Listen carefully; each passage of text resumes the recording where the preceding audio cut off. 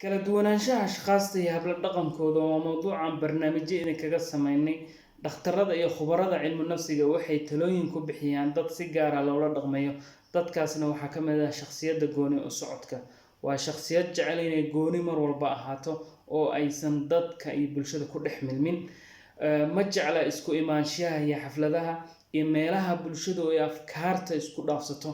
Waxay jecel yihiin inta badan inay afkaartooda ku bixiyaan si aan muuqata ahayn, sidaas inay si social media ay ku soo bixiyaan aragtidooda. Waxaa suuragal ah inay dadkan qajilaad u keenayso oo sababta keenaysa ay tahay sidaas.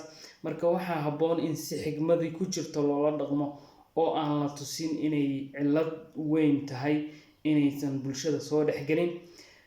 Sidoo kale waxaa habboon in si tartiib ah laga dhaadhiciyo in ay habboon tahay in bulshada si tartiib ah 2 qof marba ay la kulanto 3 4 5 marka dambe ay sida bulshada ay ku soo dhex gasho oo ay shakhsiyadda iska bedesho.